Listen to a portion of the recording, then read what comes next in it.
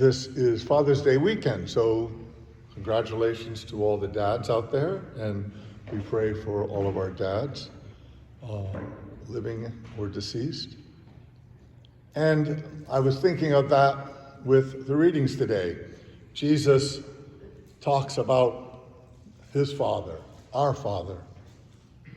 And there's this wonderful archetypal story of growing up that all of us sort of go from children and eventually, if you marry and have children yourself, become an adult and a father, and women become mothers.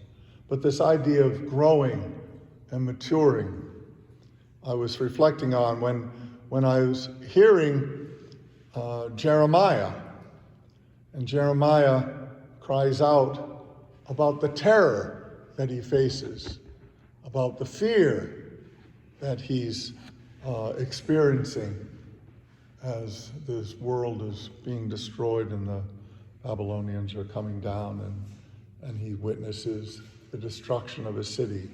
Terror, terror, he cries out. And one can imagine that as he calls out to God as a child would call out to a father to protect him from something dangerous, from something he fears, from something that worries him or bothers him in any way. That's in this case with Jeremiah, and perhaps in our own lives as well, something we do. We turn to God as a father, asking for protection. He's a champion, Jeremiah says. He's a champion. He will fight for me at the gates. Sort of as a kid will say, my dad's bigger than your dad. My dad can beat your dad up. That we put ourselves in the hands of a God who can protect us because we cannot ourselves. Because the world is too overwhelming, that there are too many dangers and fears out there. And so we turn to God as a father.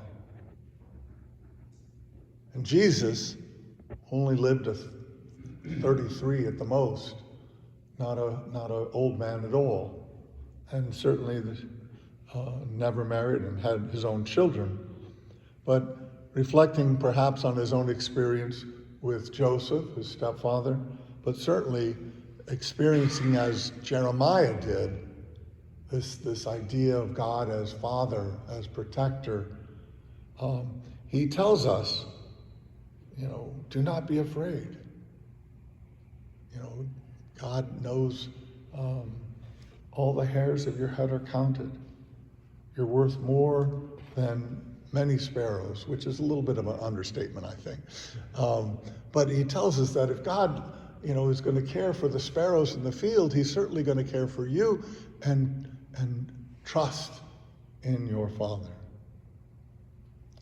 As I said, the archetypal story of our lives is moving from child to adulthood and eventually to motherhood or fatherhood ourselves.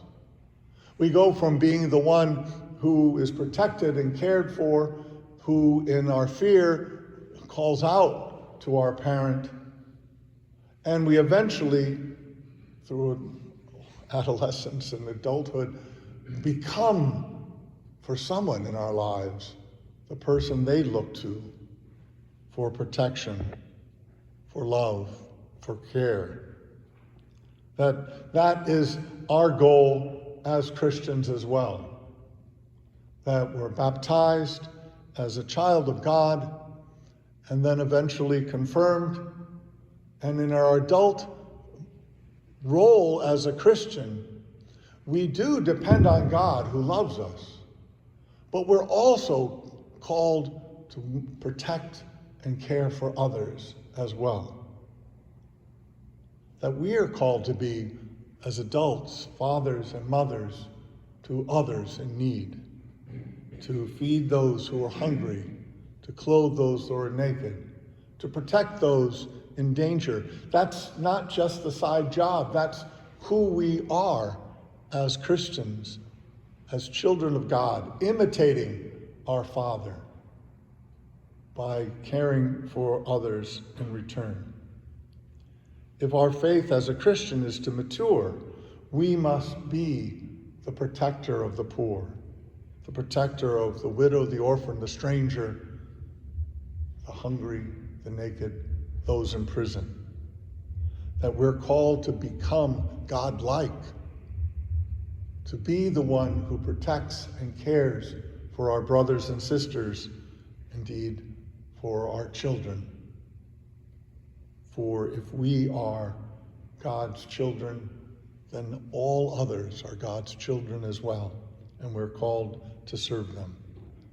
As we celebrate Father's Day, we give thanks for the person in our life who cared for us, protected us, soothed us in fear, and who modeled for us how to love others.